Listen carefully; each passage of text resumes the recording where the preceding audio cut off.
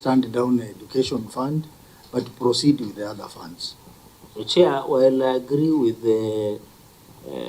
the procedure that this issue, because this issue of education fund is very critical.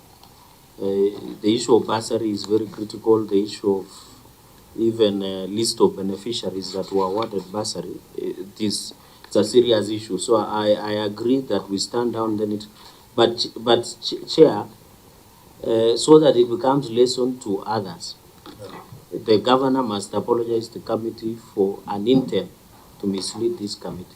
Because if the committee was not keen, and I think there is a perception by these entities to assume that senators are too busy not to notice the inconsistency. So as a lesson to the others, he must apologize and step down his documentation for an intention to misrepresent facts, to mislead the committee with an intention of an outcome that he himself knows. So, Chair, so that this committee moves in a neat manner, and I agree that this education fund, we reschedule until the inconsistencies are correct. The governor should apologize and withdraw his documentation so that we can proceed with others as per the tradition of parliament. Okay, before the governor says something, I think the principal person who prepared these responses is one Alfred Lagat, who is the CEC for Finance and Planning. I would like you to explain to this committee about these inconsistencies and take note that the committee takes seriously the issues of responses. That's why at the beginning, we always ask the auditors whether, and the clerk, whether the responses are in the right format and substance, and that they have been processed within the required timelines. So can you explain this anomaly? Thank you, Chair, and the committee. As the governor said, is that the document before us is really a summarized version of what we had submitted. The truth is, a lot of work went into preparing the one that we forwarded to the Senate, and upon review, we thought that since it's for the record and this will be in the record of Senate, let's have a summarized version that will really save the committee time, because when you look at what we submitted, if the governor is to read everything, most of those things are our administrative actions. So we thought, since it's also going to be used by ourselves at the county, let's give the summarized copy before the committee.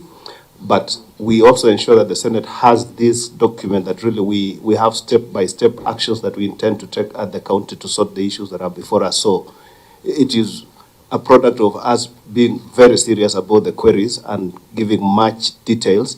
And in our wisdom and in consultation with the OAG, we thought that really the documents being one and the same, most of the issues that are in the detailed document would arise in our discussions and would form part of the comments that the governor would make, and also some of the verbal responses that I would also make myself. But in principle, really, we don't have materially different documents. It's a summary of the former. Thank you, Chair.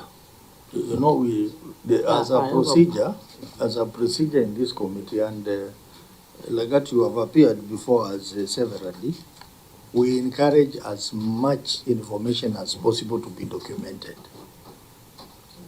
for our record purpose. In as much as we have the handset, where what you say is also very important, but the responses are going to be read verbatim before we even ask a question. So if we have a detailed response, that is even good for us. It's even good for us so that we reduce the number of questions we are going to ask you. But if you summarize it, then you even make the meeting longer, because the questions will be many, they'll be back and forth.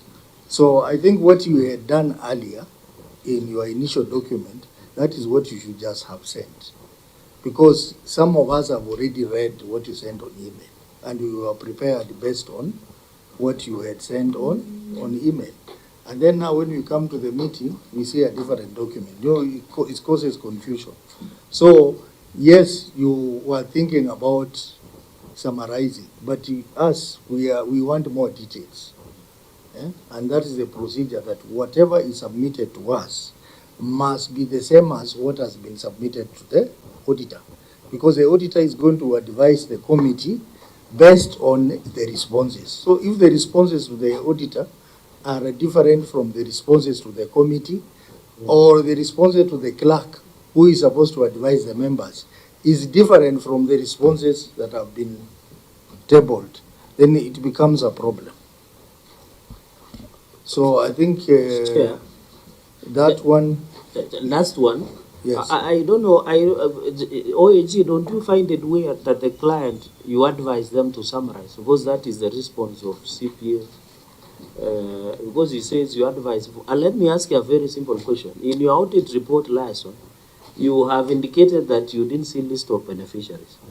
So you are telling them to summarize. So if you wanted, there were list of beneficiaries of 1,000, and they gave you 200 and tell you this assembly because they want to do a conspectus of the entire process. What will be your opinion? Because you need to deny what the client is saying, because he's saying on the advice of the OAG, we did a summary.